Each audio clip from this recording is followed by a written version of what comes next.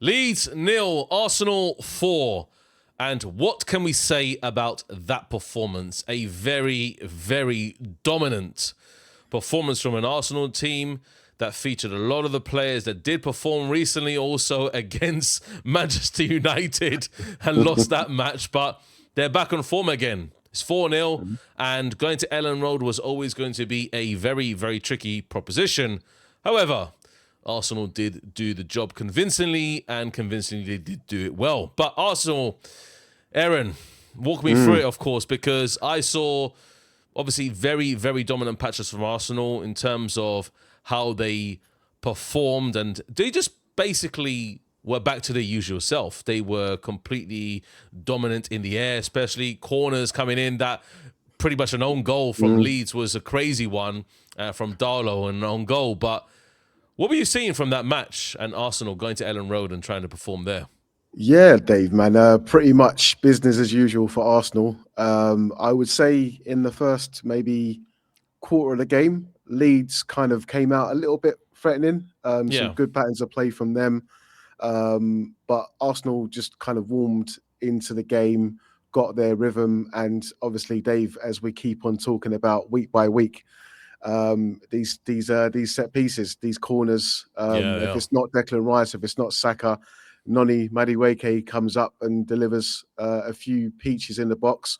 One gets them a goal from with Zubimendi, and then the Carl Darlow, the goalkeeper, obviously just like spills it into his own net, really. Exactly. The game gets a 2-0 there, go into half-time in a strong position, and second half nullified everything from Leeds.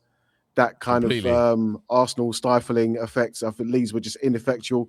Tried to get Dominic Calvert-Lewin into the game in periods, but just a dominant professional performance. I wouldn't necessarily say like there was loads of like superstars or great performances, like standout performances today from Arsenal. But I feel like, probably if you're going to really say like Noni for his contributions in terms of like a really decent and quite impressive performance from him.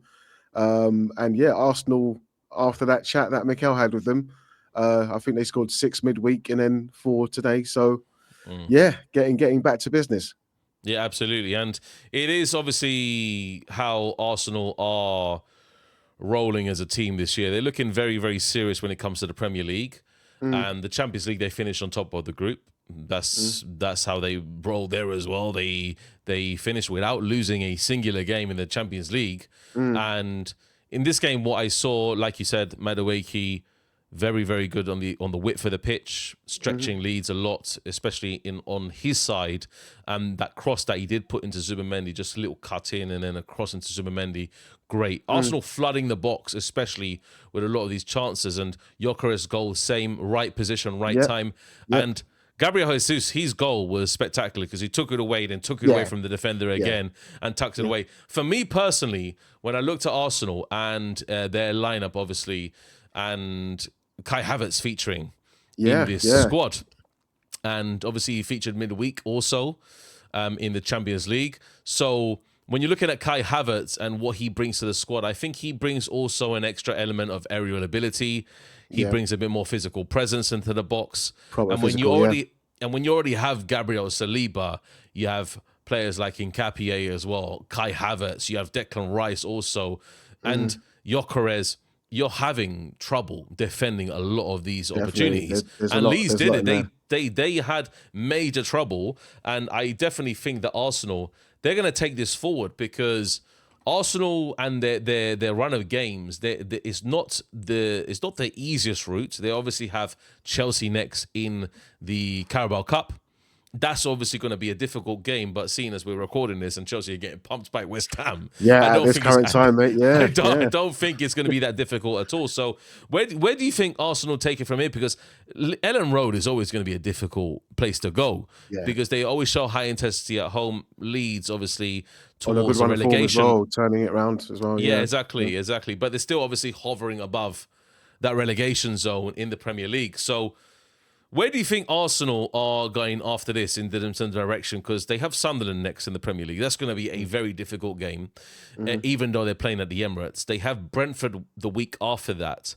And then they have the North London derby the week after that at the end of February. So February's a very stacked up Yeah, it's place for it's Arsenal tasty running because the for Carabao yeah. Cup as well. So Yeah. what's your thoughts in this? Because they have to dominate this whole February period, otherwise it could hamper Arsenal in their Premier League hopes, especially with the North London derby around the corner. And I don't think Tottenham have any chance of beating Arsenal, but it is in the Tottenham Hotspur Stadium.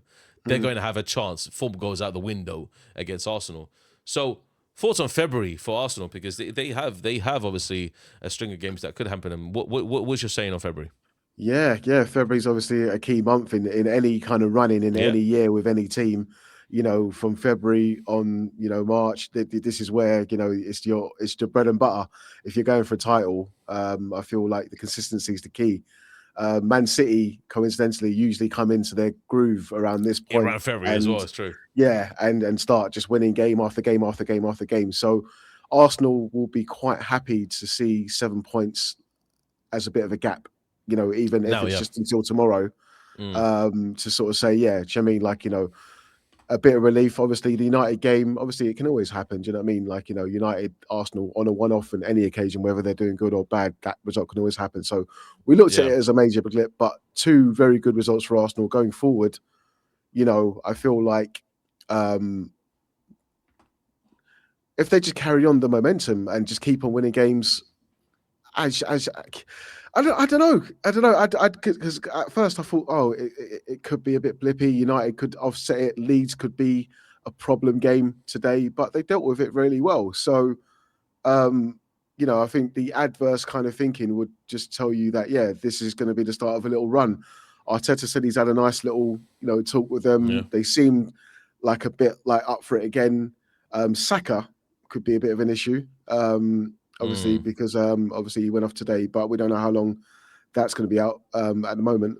But I feel Arsenal were really solid today. I feel like if they just go through the games one by one, take it a game at a time. I don't see it being too threatening. The Chelsea game, based on the evidence of what's happening today at West Ham, I mean, Arsenal are looking favourites for that, and obviously Tottenham are not in the best form at the moment. So the Champions League form says differently, because obviously they finished in the top 8. A lot of teams finished in the top 8, and I definitely think that the North London derby has huge consequences across the season, because it could be that Tottenham will just fight for this game every ounce of their body. There might be an incentive for Tottenham there to ruin it. To see Arsenal you're right, not lift up the Premier League, because if they do drop points here at North London derby, and then Man City beat Arsenal at the Etihad, then we're talking about Man City on top. Unless, if Man City clear all their games as well, which I don't think it's going to happen. But I think Man City have been ultra inconsistent as well, Dave, as well. Absolutely. Innit? So, do you know what I mean? Like, obviously tomorrow we'll see them as well, sort of thing. Tomorrow is a massive. If Man City don't obviously win tomorrow, then Arsenal still get the 7-point gap. So the psychological thing is that tomorrow is a crucial day for Man City as well, I think. Yeah, absolutely. Yeah, definitely. And look, there's certain games, obviously, that we have to look for in terms of Arsenal and Man City. Who's fighting who? Everybody's sleeping on Aston Villa. Because nobody knows how quickly they could turn it around. Nobody knows how quickly Emery's team could rack up results. And obviously, looking at Emery at the moment, sorry, Dave, looking at, I think Emery's like, he knows that he's in a title race as well. I think he's feeling he does. Even us not mentioning them until just now as well. Like, I feel like that's how we underestimate it a little bit. But they're in there. Do you know what I mean? They're absolutely in there. They're equal on points with Man City, and they have obviously their game coming up, and it needs to be a chance for Emery, who have already played Arsenal twice. They're saying maybe we can go for it. Maybe we can go for it. But let's talk open and honestly. We think genuinely that Arsenal, I think personally, they have this Premier League in their grasp. If they don't falter at the Man City game, if they don't falter at certain games which could hamper them later on in the season, then absolutely. This February, also, this whole period is Arsenal's make or break. They have your Carabao Cup. If they win that Carabao Cup, and we said this before, I think on the video as well. Could be a boost, yeah. It's a huge boost, because then they tasted trophy success. They got a trophy, yeah. They got it in their hand. And they're not by any means going to be doing a trophy parade for a bloody Carabao Cup, but is something there. It's something Yeah. there. It's like Barcelona winning the Super Cup in Spain. It gives them momentum boost. No, it's a tangible movement towards success. Exactly. Of course it is. Yeah. Exactly. So I think Arsenal and their games, including Sunderland's going to be because Sunderland gave them huge problems last game. Yes, that they Sunderland played. defensively they're not easy. I was going to swear there, but yeah, do you know what I mean? Like, but yeah, then they're not easy. And yeah, do you know what I mean? As you said, that running in February, man, it's very, very key. But back on to today's game, though, do you know what I mean? Like, I thought, do you know what I mean? I did think that Leeds would probably give them a bit more problem than they did. Yeah, they did. They probably were going to be trouble on paper, but when we looked at it and we saw Arsenal controlling the ball, you see Arsenal, the way they just manipulate the balls at the time, especially with Rice in the midfield and Zubimendi, you're very rarely going to catch the ball. Kai Havertz as well in the midfield as well, and also overlapping, trying to create overloads in the final third. It's different when Arsenal play football because when you're looking at it, they maintain actually less possession, and Leeds had more possession throughout the day. Arsenal were just a machine up front, and they did the business. Very, very I personally think that Gabriel Jesus should start over Gyökeres. Well, the way he took his goal today and the confidence in that sort of thing, it's just obviously building and building and building. But I don't know. Do you feel like everyone overreacted to the Man United result a little bit in terms of like freaking out, or was it a really bad Arsenal performance, or do you mean like, or did they just meet a good Man United side? I don't know. Do you think that it was all a bit too blown up and Arsenal just needed to just get back to, or was that the initial start to a blip? I don't know why everyone. Yeah. Obviously, I was a happy man after United won, but of course, yeah. Do you know what I mean? But yeah, what's your point on that? I think that Arsenal, they played a horrid game against Manchester United. So that was the thing, you reckon? I think they played a horrid game also, but Man United were great when they were great in that game also. So you got to look at it two sides of the coin. Arsenal were bad, but there were no stretch of imagination like horrible enough where they feign, okay, they scored 2 goals and both of them were... But if you look at them on paper, they were very poor goals from Arsenal. And Man United scored some absolute. Well, they're not going to stop doing that, though. That is Arsenal. But sometimes it gets you 3 goals. Look at today. Look at today against Leeds. That was a free goal.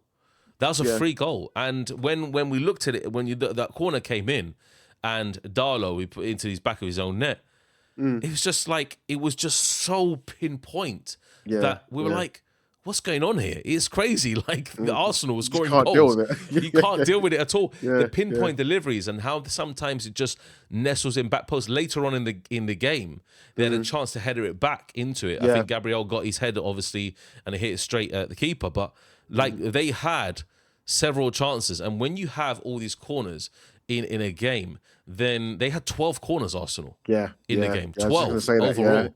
That's crazy. That's crazy. When you give Arsenal 12 corners, they're scoring. A law of averages, you're going to concede. Exactly. So, and I misspoke before. I said set pieces from Noni's goal earlier, but obviously it was a great cross in the box. Yeah, it was a great cross, obviously, from Madueke. So, but I see crosses as a set piece for Arsenal as well. It's true.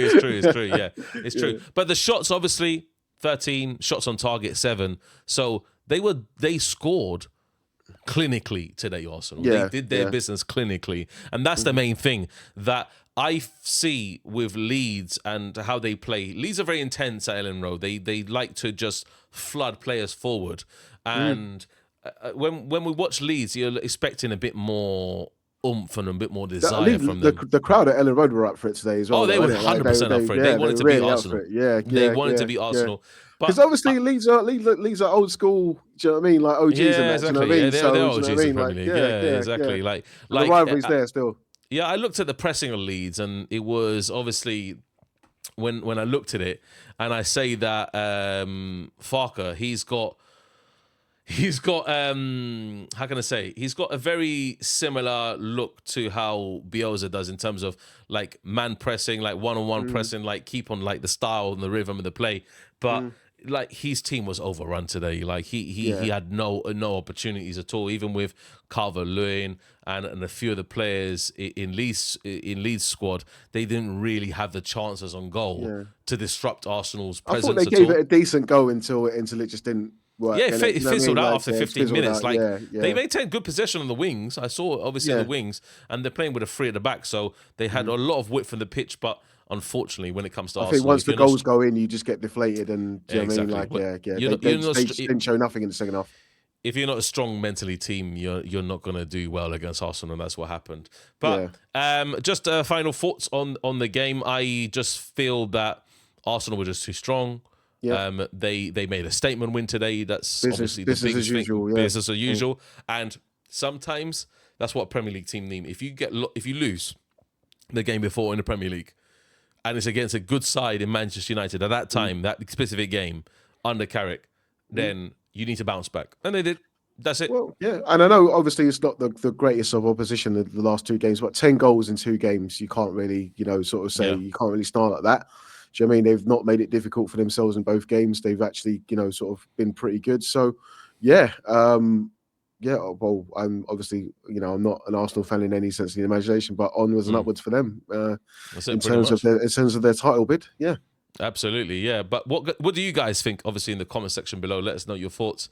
Make sure you like this video, subscribe to the channel if you are new, and also don't forget to also hype this video, swipe and hype, so we can get on the hype leaderboard. But Aaron, anything you want to say before we go? No. Good win for Arsenal today. Do you know what I mean? Looking forward to the United game tomorrow. Obviously we'll be here for that as well, Dave, as well. Yeah. So, and Absolutely. I've been watching your tirades on Real Madrid this week, which has been weird. maybe we should talk about it. Maybe we should talk about it in this channel. Maybe we should. I don't know. I wouldn't mind a Real Madrid chat with you. Yeah, we can talk about Real. Maybe we do one of those coveted Real Madrid Man United 11s just to ease off Real Madrid. Ease off the gas. And Arbeloa and the boys. Yeah, absolutely. But guys, anyway, take care. Adios. And you want to say anything, Aaron, in terms of what you usually say? Mate. I'll wait for the result on Sunday. I ain't getting too gassed. I'm going to wait for the result. Okay, cool, mate. Maybe that guy gets a cut. Maybe the United Strand gets us cut his hair. Finally, the guy with the 5 games in a row. You never know, mate. Hopefully. But guys, take care, and we'll see you next time. Peace out.